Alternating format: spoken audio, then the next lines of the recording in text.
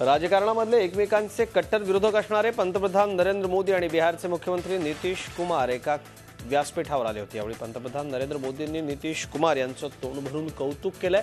बिहारमध्ये नितीश कुमार यांनी घेतलेल्या दारूबंदीच्या निर्णयाचं मोदींनी यावेळी कौतुक केलंय। तसंच हा निर्णय इतर राज्यांकरता प्रेरणादायी असल्याचं मोदींनी यावेळी नमूद केलं।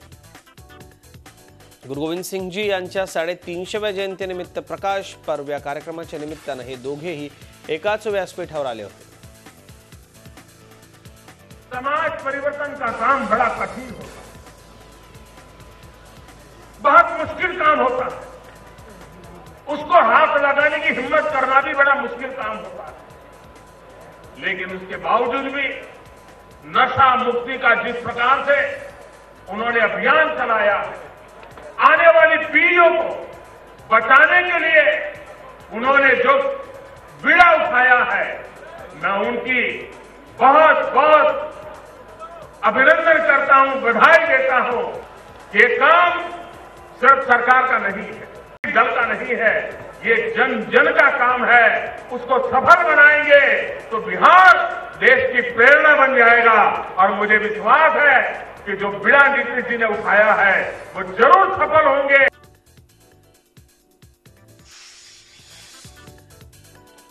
5 राज्यांच्या निवडणुकांआधी सर्वसाधारण बजेट सादर केले जाऊ नये अशी मागणी करत विरोधकांनी निवडणूक आयोगाकडे धाव घेतली। विरोधी पक्षनेत्यांनी निवडणूक आयोगातील अधिकाऱ्यांची भेट घेतली। सर्वसाधारण बजेट 1 फेब्रुवारीला सादर केले जातं, मात्र 5 राज्यातल्या निवडणुकांच्या पार्श्वभूमीवरती हे बजेट निवडणुकीआधी सादर करण्यात येऊ नये अशी विरोधकांची मागणी आहे। निवडणुकीच्या तारखा जाहीर झाल्यानंतर आता 31 जानेवारीपासून सुरू होणारं अर्थसंकल्पीय अधिवेशन पुढे ढकलण्याची मागणी पुढे येते। समाजवादी पक्षाचे नेते नरेश अग्रवाल यांनी ही मागणी केली आहे। त्याला भाजपचा मित्रपक्ष असलेल्या शिवसेनेचे पक्षप्रमुख उद्धव ठाकरे यांनी पाठिंबा दिला। तसंच आपले खासदार राष्ट्रपतींना भेटून बजेट अधिवेशन पुढे ढकलण्याची मागणी करणार असल्याचंही उद्धव यांनी जाहीर केलं आहे। भाजपनं मात्र निवडणुका आणि अर्थसंकल्पांचा संबंध नसल्याचं सांगत बजेटच्या तारखा या योग्यच आहेत असं म्हटलंय।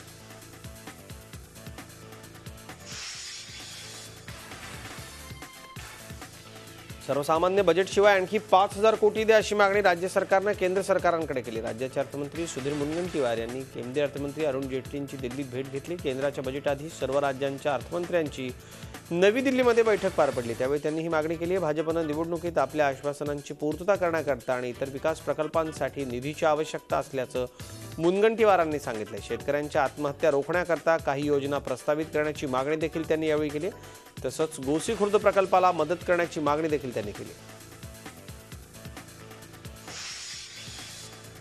काळ्या पैशावरील सर्जिकल स्ट्राईक नंतर रिझर्व्ह बँकेकडे 30 डिसेंबरपर्यंत तब्बल 14.97 लाख कोटी रुपये 500 आणि हजारांच्या नोटांच्या स्वरूपात जमा झालेत। एकूण 15.44 लाख कोटी रुपयांपैकी 97% नोटा रिझर्व्ह बँकेकडे जमा झाल्याचं बिझनेस स्टँडर्ड या इंग्रजी दैनिकानं म्हटलंय। काळा पैसा हद्दपार करण्याकरता 8 नोव्हेंबरला पंतप्रधान नरेंद्र मोदींनी नोटबंदीच्या निर्णयाची घोषणा केली। त्यावेळी 15.44 लाख कोटी रुपये किमतीच्या जुन्या नोटा चलनात होत्या। नोटबंदीच्या निर्णयानंतर रद्द केलेल्या नोटा बँकांमध्ये 30 डिसेंबरपर्यंत जमा करण्याची मुदत देण्यात आली होती।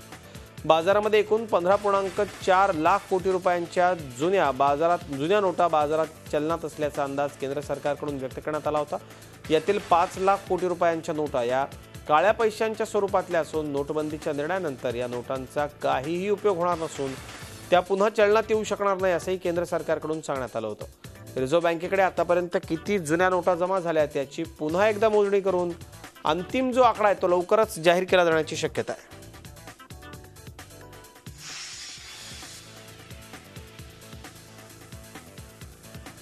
नोटेची सत्यता पडताळून पाहण्याकरता त्यावर महात्मा गांधीजींचा फोटो आहे की नाही हे पाहिलं जातं। मात्र मध्य प्रदेशातल्या श्योपुर जिल्ह्यातल्या एका गावात शेतकऱ्याच्या हाती 2000ची नोट आली आणि त्यांना आश्चर्याचा धक्काच बसला, कारण या 2000च्या नोटेवर गांधीजींचा फोटो दिसला नाही। नोट बनावट असल्याची शंका आल्यानं या शेतकऱ्यानं स्टेट बँक ऑफ इंडियात धाव घेतली। प्रिंटिंगमध्ये झालेल्या चुकीमुळे गांधीजींचा फोटो गेलाच नाही असं बँकेच्या अधिकाऱ्यांनी या शेतकऱ्याला सांगितलं। अशा प्रकारच्या अनेक नोटा बाजारात असल्याची माहिती मिळते। नव्यानं चलनात आलेल्या 2000च्या नोटेत अनेक त्रुटी असल्याचं या निमित्तानं पुन्हा एकदा समोर आलं। दरम्यान ही बनावट नोट नाही असं स्टेट बँक ऑफ इंडियाच्या अधिकाऱ्यांनी स्पष्ट केलं। डीएम से मीना जी से बात की गई, उन्होंने बताया कि अभी तो हमको 3 नोट ही पकड़ में आए हैं, वो संबंधित कृषक के द्वारा दिए गए। फिर हमारे द्वारा उनसे स्टेट बैंक में बात की गई, बोले वहाँ से भी उनको पता तो पड़ गया था, भूल बस इनके यहाँ आ गए, उन्हें उनको वापस रिजर्व बैंक में भेजे जा रहे हैं। बंगळुरूमधील तरुणी विनयभंग प्रकरणी 4 आरोपींना अटक करण्यात आली आहे। अयप्पा, राजू, चिनू आणि लिओ अशा आरोपींची नावं आहेत। हे सर्व आरोपी बंगळुरूमध्ये एका हॉटेलमध्ये काम करतात। बंगळुरूत नवीन वर्षाच्या पार्टीनंतर घरी परतणाऱ्या तरुणीचा विनयभंग केल्याची घटना सीसीटीव्ही कॅमेऱ्यात कैद झाली आहे। भर रस्त्यात मध्यरात्री 2 नराधम तरुणीवर जबरदस्ती करत असल्याचं सीसीटीव्ही फुटेजमध्ये दिसतंय। शहरातील कमनहळ्ळी भागात राहणारी ही तरुणी मध्यरात्री 2:30 वाजता आपल्या घरी परतत होती। रिक्षातून उतरल्यानंतर घरी चालत परतत जात असताना मागून आलेल्या 2 बाईक स्वारांनी तिला अडवलं आणि तिच्यावर जबरदस्ती केली। त्यानंतर तरुणीनं आरडाओरडा केला, तिला नराधमांनी ढकलून तिथून पळ काढला। दरम्यान अशा घटनांमध्ये मुलींनीच या नराधमांना चोख प्रत्युत्तर द्यावं असं अक्षय कुमारनं म्हटलेलं आहे। मुलींना स्वसंरक्षणाचे धडे द्यावेत असं देखील अभिनेता अक्षय कुमारनं म्हटलंय।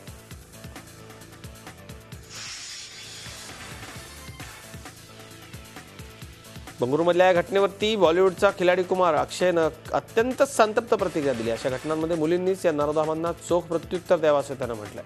मुलींनी स्वसंरक्षणाचे धडे गिरवावे असं तो म्हणतोय। बैंगलोर में नए साल के जश्न में कुछ लोगों का वहशियत सा नाच देखा, खुलेआम सड़क पर है? उसे देखकर पता नहीं आप लोगों को कैसा लगा, बाय गॉड, लेकिन मेरा खून खौल उठा है। एक बेटी का बाप हूं और ना भी होता तो शायद यही कहता कि जो समाज अपनी औरतों को इज्जत नहीं दे सकता, उसे अपने आप को इंसानी समाज कहने का कोई हक नहीं है। और सबसे ज्यादा शर्म की बात पता क्या है, कुछ लोग राह चलते किसी लड़की की हैरेसमेंट को भी जस्टिफाई करने की औकात रखते हैं। साले, लड़की ने छोटे कपड़े पहने क्यों? लड़की रात में घर से बाहर गई क्यों? अरे शर्म करो यार। छोटे किसी लड़की के कपड़े नहीं, छोटे आपकी सोच है। भगवान न करे जो बेंगलोर में हुआ है वो कभी आपकी बहन, आपकी बेटी के साथ हो।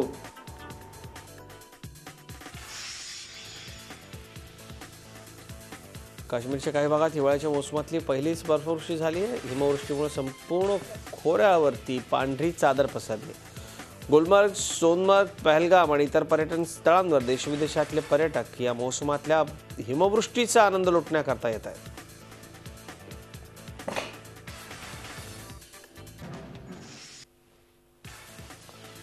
औरंगाबादमध्ये शिवसंग्रामचे अध्यक्ष विनायक मेटेंच्या कार्यक्रमात गोंधळ झाला। सकल मराठा मोर्चाच्या कार्यालयाचं उद्घाटन आज मेटेंच्या हस्ते करण्यात आलं। मेटे भाषणाला उभे राहताच कार्यकर्त्यांनी गोंधळ घालायला सुरुवात केली। गोंधळातच मेटेंनी आपलं भाषण पुढे रेटलं। मराठा समाजाकरता आपण खूप काम केलंय, आरक्षण मिळालं नाही तर आमदारकीचा राजीनामा देणार असल्याची घोषणा मेटेंनी यावेळी केली।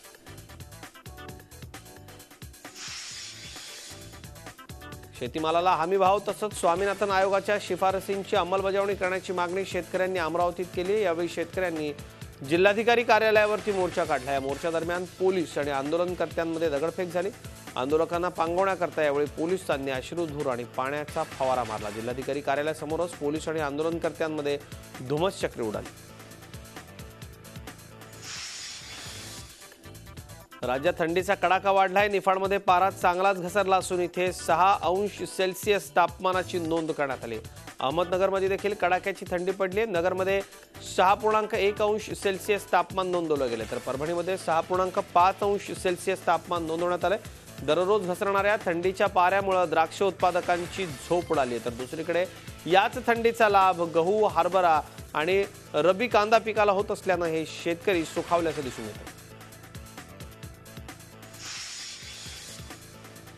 नाशिक जिल्ह्यामधल्या कांद्याची मोठी बाजारपेठ असलेल्या पिंपळगाव बसवंतमध्ये राष्ट्रवादी काँग्रेसचे अध्यक्ष शरद पवार यांनी राष्ट्रवादी काँग्रेसचा मेळावा घेतला। या मेळाव्यात बोलताना त्यांनी नोटाबंदीच्या निर्णयावर टीका केली। जिल्हा बँकेत तब्बल 8,600 कोटी रुपये अडकलेत। या नोटा स्वीकारायला राष्ट्रीयकृत बँका तयार नाहीत, त्यामुळे ग्रामीण अर्थव्यवस्थेला मोठा फटका बसल्याचा आरोप त्यांनी केला। तसंच पंतप्रधानांच्या 56 इंच छातीच्या वक्तव्याची देखील त्यांनी खिल्ली उडवली। नोटबंदीच्या निर्णयाला 50 दिवसांपेक्षा जास्त दिवस होऊन गेले तरी अजून बँकांमध्ये 4,000पेक्षा जास्त पैसे मिळत नसल्यानं संतप्त ग्राहकांनी बुलढाणा जिल्ह्यामधल्या मोतळा इथल्या स्टेट बँक ऑफ इंडियाच्या शाखेची तोडफोड केली। 50 दिवस उलटून गेले तरी अद्यापही बँकेसमोरच्या रांगा कमी होत नाहीयेत। तासनतास रांगेत उभं राहूनही फक्त 4,000 रुपयेच मिळत असल्यानं नागरिकांनी कमालीचा संताप व्यक्त केला।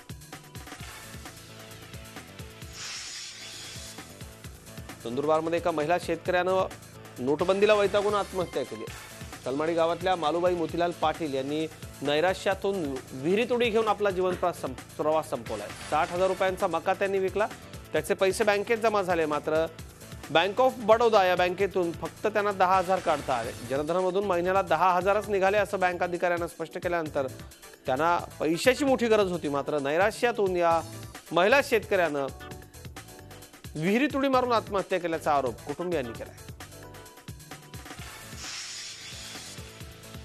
शिवसेना पक्षप्रमुख उद्धव ठाकरे यांनी आरेमधल्या मेट्रोच्या कारशेडवरून पुन्हा एकदा भाजपला लक्ष केलंय. मेट्रोच्या कारशेडकरता आरेची झाडं कापली जाणार आहेत का याची मी माहिती घेणार असून यात विशेष लक्ष देणार असल्याचं सांगितलं. मुंबईकरांना स्वच्छ हवा, स्वच्छ पाणी देणारी प्रत्येक गोष्ट हवी असं सांगत राजकारणात देखील अलीकडे प्रदूषण झालंय. राजकारणातलं प्रदूषण साफ करणारं मशीन आपल्याकडे आहे असा टोला त्यांनी भाजपला लगावलाय.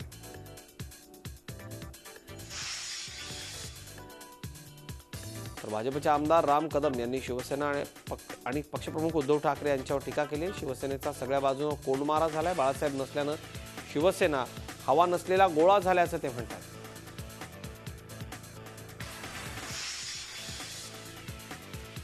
आता बातमी आपल्या कामाची. राज्य एसटी महामंडळात मेगा भरती होणार आहे. एसटी 14,000 पदं भरणार असल्याची घोषणा राज्याचे परिवहन मंत्री दिवाकर रावतेंनी केली. यामध्ये चालक, वाहक, मेकॅनिकल आणि पर्यवेक्षक दर्जाची 14,247 पदं रिक्त आहेत. कोकणात पदं सर्वाधिक भरली जाणार आहेत. सिंधुदुर्ग, रत्नागिरी, रायगड, मुंबई, ठाणे आणि पालघर या विभागात 7,923 पदं भरली जाणार आहेत. या भरतीची जाहिरात 7 जानेवारीपासून एसटी महामंडळाच्या वेबसाईटवर उपलब्ध असेल. अर्ज भरण्याची प्रक्रिया 12 जानेवारीपासून सुरू होणार असून अर्ज भरण्याची शेवटची मुदत ही 3 फेब्रुवारी असेल.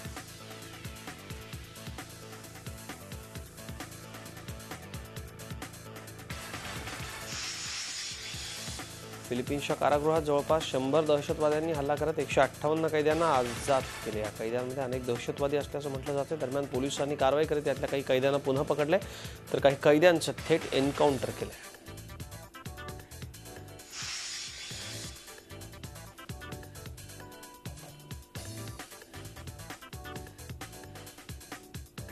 अमेरिकेतल्या ब्रुकलिनमध्ये ट्रेन रुळावरून घसरल्यानं अपघात झाला. अपघातात 100हून अधिक लोक जखमी झालेत. अपघाताच्या वेळी ट्रेन स्टेशनवर काही वेळात पोहोचणार होती, त्यामुळे अनेक प्रवासी हे दरवाजाजवळच उभे होते.